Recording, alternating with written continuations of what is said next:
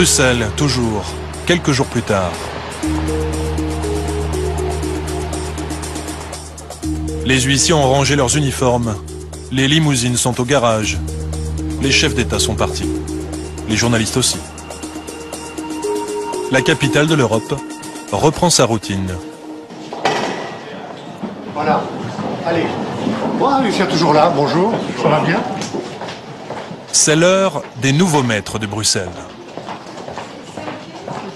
Comme Michel Barnier, ancien ministre de Jacques Chirac et de Nicolas Sarkozy, aujourd'hui commissaire européen chargé du marché intérieur et des services. Pour cette fonction, il est payé 20 667 € par mois, près de 2 fois ce que gagne François Hollande. Bonjour, ça va Michel? Short sleep. Ce matin, Michel Barnier retrouve les autres commissaires européens pour la réunion du collège, l'équivalent du Conseil des ministres en France. À ses côtés, les autres commissaires, de parfaits anonymes, pour la grande majorité des citoyens français. Et pourtant, ils disposent d'un pouvoir réel sur notre vie quotidienne. Voici le Belge Karel de Gucht, commissaire au commerce. De la voiture Peugeot à la vaisselle en céramique, en passant par les briquets, il a le pouvoir de protéger ou non les produits made in France, en taxant ou pas la concurrence internationale.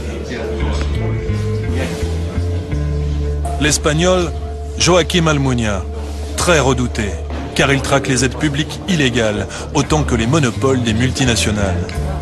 À son palmarès, des millions d'euros d'amende infligés à la France, mais aussi à de grandes entreprises comme Microsoft. La luxembourgeoise Viviane Reding, commissaire à la justice, vice-présidente de la Commission. Elle est à l'origine, entre autres, d'un projet de réforme de la garde à vue en France.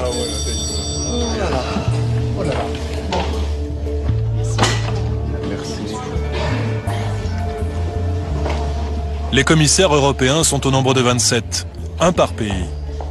Ils sont nommés pour 5 ans par les chefs d'État et de gouvernement. Au fil des crises, les États européens ont transféré de plus en plus de pouvoir à ces commissaires.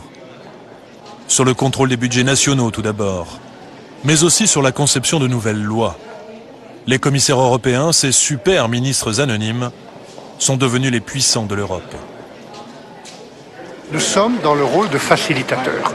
Nous faisons des propositions avec le collège dont je fais partie, qui généralement se trouve, grâce à la collégialité, pas très loin, le plus près possible du centre de gravité de l'intérêt général européen.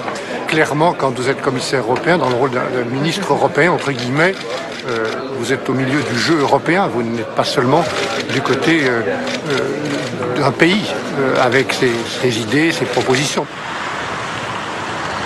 Signe de cette révolution invisible, le voyage de la luxembourgeoise Viviane Reding, vice-présidente de la Commission européenne, il y a quelques mois à Paris. Les premiers orateurs des groupes pourront interroger nos invités.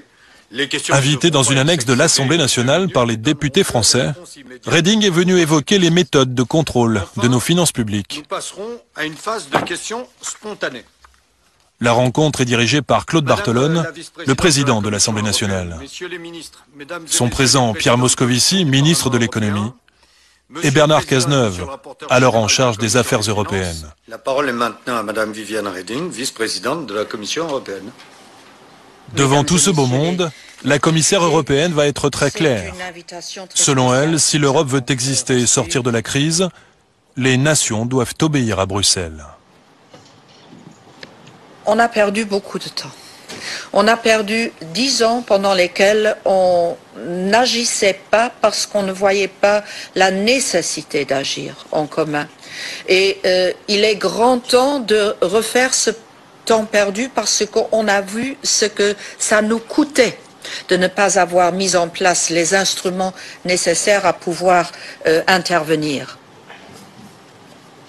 Il faut lentement mais sûrement comprendre qu'il n'y a plus de politique intérieure nationale. Il n'y a plus que des politiques européennes qui sont partagées dans une souveraineté commune.